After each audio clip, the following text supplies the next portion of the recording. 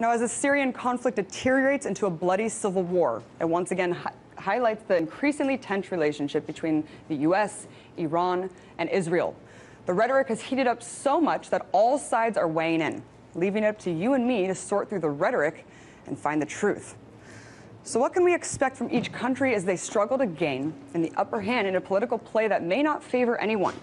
Will one country act without the other? And where will all the fear-mongering lead to? Here to help us break this all down is Jamal Abdi, Policy Director at the National Iranian-American Council. Hey, Jamal, thanks for coming on. Sure. So you've worked in Congress for a while, and you are pretty much an expert when it comes to U.S. foreign policy affairs regarding Iran.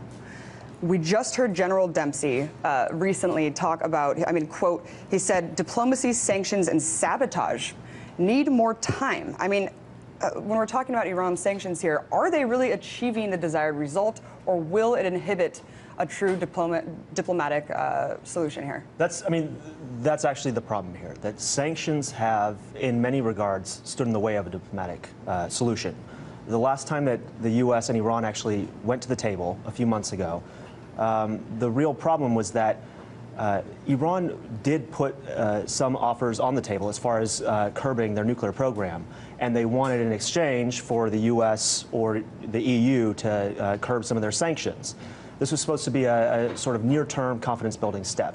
Now, I'm not saying that the Iranians necessarily were asking for the most equitable deal possible, but they definitely wanted a quid pro quo, at least on a limited level, and the U.S. was unwilling to give up any of the sanctions in order to get an Iranian deal. So really, the sanctions haven't been so much leverage in order to get the Iranians to do, what the U.S. wants it to do. The sanctions have been sort of a testament to how tough we're willing to be.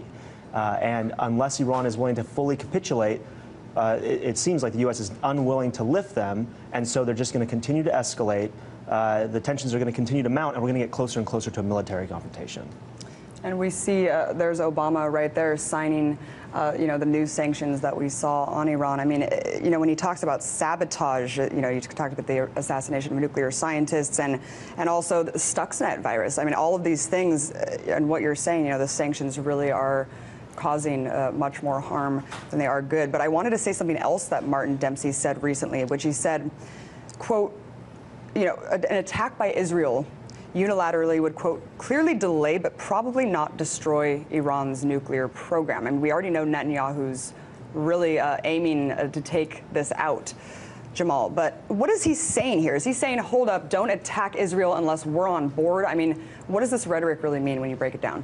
If you go to any of the military officials who actually, anybody that Americans can name, Dempsey, Petraeus, Robert Gates, Leon Panetta, all these guys are saying the same thing. We don't want war with Iran. The Israeli national security establishment is saying the exact same thing.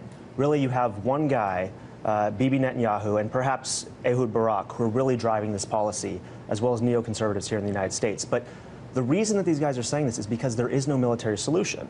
Any way you look at it, if Israel goes in with strikes, they manage to delay the program in Iran maybe 1-2 years yet, which is actually decide to build a nuclear weapon, to actually expel IAEA inspectors and go forward with a nuclear weapons program, which, as maybe not a lot of people remember, but in 2007, the U.S.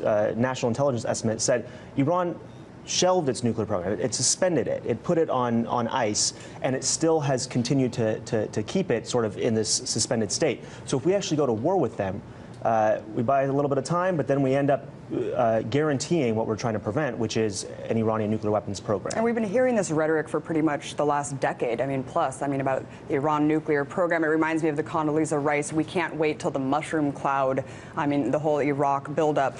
But, talk a little bit about the program itself. Are they building a nuclear weapon? We heard Petraeus come out say that they weren't.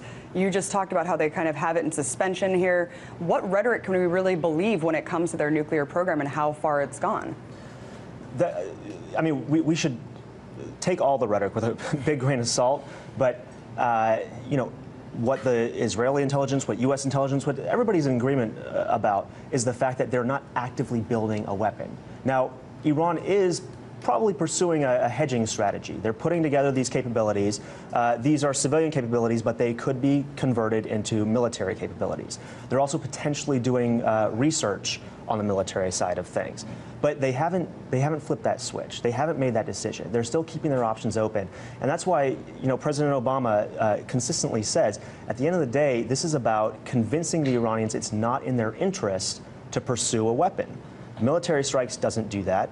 The sanctions, really, when we talk about sanctions buying time, they're buying time to convince Bibi not to go in and strike.